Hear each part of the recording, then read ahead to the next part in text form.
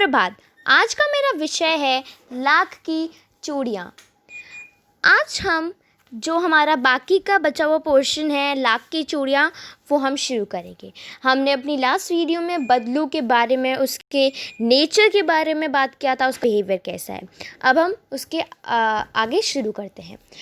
मुझसे तो वह घंटों बातें किया करता, कभी मेरी पढ़ाई के बारे में पूछता, कभी मेरे घर के बारे में और कभी तो शहर के जीवन के बारे में पूछता।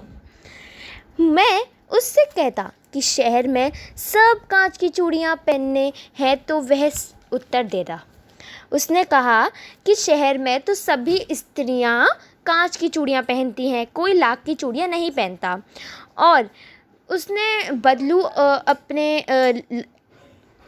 बदलू पूछता है लेखक से कि तुम्हारी पढ़ाई कैसी चल रही है, घर के बारे में क्या हाल चाल है, घर में सब ठीक है, और शहर में कैसा जीवन है, शहर के बारे में कुछ बताओ। तो वो बताता है कि हमारे शहर में तो सभी स्त्रियां जो हैं वो कांच की चूड़ियाँ पहनती हैं। तो वो उत्तर देता है कि शहर की तो बात ही कुछ और है, वहाँ तो सब कुछ होता है। वहाँ तो औरतें अपने मर्द के हाथ पकड़कर सड़कों पर घूमती भी हैं, और फिर उनकी कलाइयाँ नाजुक होती हैं ना, लाख की चूड़ियाँ पहनने तो मोच आ जाएगी। तो उसने बताया कि वहाँ पे तो सब कुछ होता है। अगर वह कांच की चूड़ियाँ पहनती हैं तो उनके बहुत हाथ नाजुक होते हैं, कांच की चूड़ियाँ से कुछ नहीं होगा। लेकिन अगर वो लाख की चूड़ियाँ पहनेंगी तो वो उनके हाथों में मोच आ जाएगी। कभी कभी बदलू मेरी अच्छी खासी खातिर भी करता। तो बोलता बदलू जो था लेखक का मामा, वो कहता कि कभी कभार जब भी मैं गांव जाता अपने, तो वो मेरे जो बदलू जो काका थे वो मेरी अच्छी खासी खातिर करते थे, मतलब मेरा अच्छी तरीके से देखभाल रखते थे। जिन दिनों उसकी गाय के दूध होता वह सदा मेरे लिए मलाई बचा कर रखता, और आम की फसल में तो मैं रोज़ ही उसके यहाँ से 2-4 आम खा आता। उसने कहा कि जब भी मैं आता तो अगर उसकी गाय दूध देती तो वो मेरे लिए मलाई बचा कर रखते, और आम के सीज़न में हमेशा मैं 2-4 आम तो खा आता। परंतु इन सब बातों में अतिरिक्त जिस कारण वह मुझे अच्छा लगा वह यह था कि लगभग रोज़ ही वह मेरे लिए 1-2 गोलियां बना देता। तो उसने कहा इन सब चीज़ों में तो मेरे को सिर्फ एक चीज़ बहुत ही अच्छी लगती थी कि ये थी कि वह मुझे 1-2 गोलियां बनाकर तो दे ही देता था। मैं बहुधा हर गर्मी की छुट्टी में अपने मामा के यहाँ चला जाता और 1-आधा महीने वहाँ रुककर स्कूल खुलने के समय तक वापस आ जाता। उसने कहा कि जब भी मेरी गर्मियों की छुट्टी रहती थी तो मैं अपने मामा के यहाँ चला आता था और 1-आधे महीने वहाँ पर आराम से रुकता, और जब स्कूल खुलने वाले होते तो मैं उस समय से पहले वापस घर आ जाता। परंतु 2-3 बार ही मैं अपने मामा के यहाँ गया होऊंगा, तभी मेरे पिता का एक दूसरे शहर में बदली हो गई और एक लंबी अविदा तक मैं अपने मामा के गांव न जा सका। लेखक कहता है कि जब मेरी गर्मियों की छुट्टी चालू हुई तो ये मेरी कोई 3री-4थी गर्मी की छुट्टी होंगी, तो तभी उसके पापा का कहीं और ट्रांसफ़र हो जाता है कि एक जगह से दूसरी जगह बदली हो जाती है।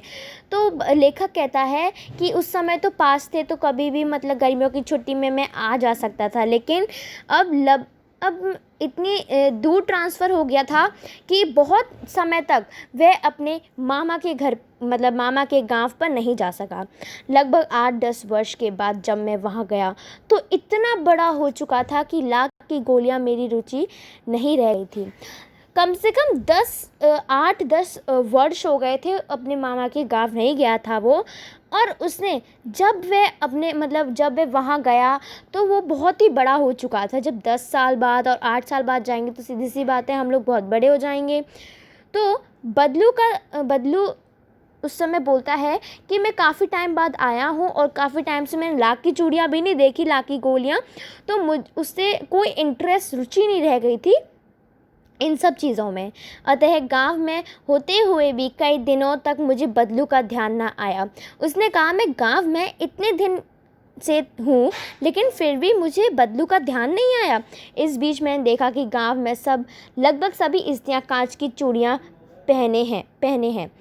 तो वो बोलता है कि जब मैं पहले आया करता था तो देखता था कि सभी लाख की चूड़ियाँ पहना करते थे, लेकिन 8-10 वर्ष बाद आ रहा हूँ तो देखता हूँ गांव में तो आधे से ज़्यादा चीज़ें तो बिल्कुल चेंज हो गई हैं।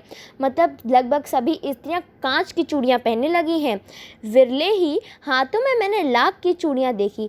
विरले ही मतलब मैंने बहुत कम लाख की चूड़ियाँ देखी कि बहुत कम स्त्रियाँ लाख की चूड़ियाँ पहनी थीं।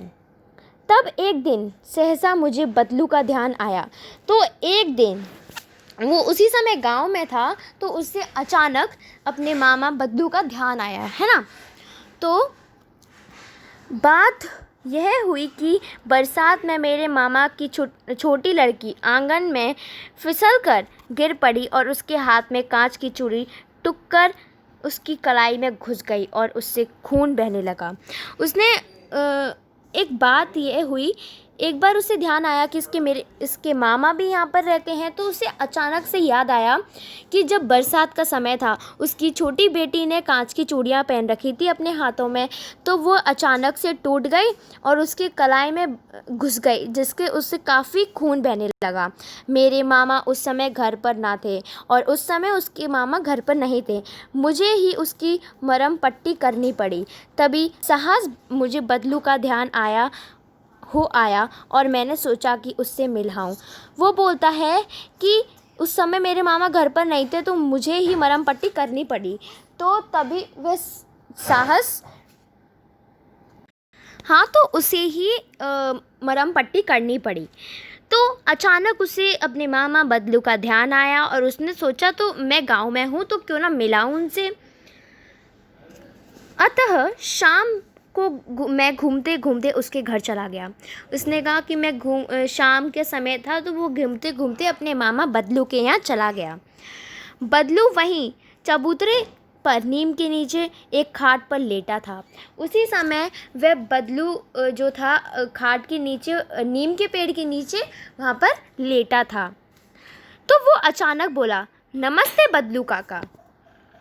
वह आया और उससे बोला, नमस्ते बदलू काका। तो नमस्ते भैया। फिर जो बदलू काका था उसने कहा, नमस्ते भैया। वो काफ़ी बूढ़ा हो गया था। 8-10 वर्ष बाद अगर हम किसी इंसान को देखेंगे तो काफ़ी बूढ़े हो जाएंगे वो। तो पहले से बूढ़े थे तो और बूढ़े हो चुके थे, तो उनको कोई याद नहीं था। अब वो याददाश्त उनकी धीरी हो गई थी। तो उसकी याददाश्त बहुत कमज़ोर हो गई थी, बहुत बूढ़ा हो गया था। तो उसने पहचाना नहीं, बस इतना कह दिया कि नमस्ते भैया। उसने मेरे नमस्ते का उत्तर दिया और उठकर खाट पर बैठ गया। उठकर बोला नमस्ते, फिर उठकर बैठ गया। परंतु उसने मुझे पहचाना नहीं और देखकर मेरी ओर निहारता रहा। उसने कहा नमस्ते भैया, फिर बैठ गया। फिर वह उसको बहुत देर तक देखता रहा कि मतलब ये है कौन, मेरे घर पे क्यों आया है। मैं हूँ जनार्दन काका। उसने कहा कि कवि ने कहा कि मैं हूँ जनार्दन काका, आपके पास से गोलियाँ बनवा कर ले जाता था। मैंने अपना परिचय दिया। फिर उसने कहा कि जनार्दन काका कि मैं हूँ जो आपसे गोलियाँ बनवा कर ले जाता था। उसने अपना पूरा परिचय दिया। बदलू फिर भी चुप रहा। बदलू को फिर भी कुछ याद नहीं आया, फिर भी वो चुप रहा और उसको निहारता रहा काफ़ी देर तक। आओ आओ लला, बैठो। फिर एकदम बोल पड़ा। जब थोड़ी देर बाद सोचने के बाद फिर उसको याद आया कि हाँ, आओ आओ लला, बैठो, आओ बैठो। वो उसको लला कहकर बुलाता था। बहुत दिन बाद गांव आए? इधर आना नहीं हो सका काका, मैंने बैठे हुए उत्तर दिया। फिर वो बैठ गया आराम से। फिर उसने उत्तर दिया, उसने पूछा कि काफ़ी टाइम बाद तुम गांव में आए हो। तो उसने उत्तर दिया कि मैं गांव नहीं आ सका। तो ये पार्ट है, हम अपनी नेक्स्ट वीडियो में इसके आगे करेंगे। Thank you for watching this video. Please like, share and subscribe.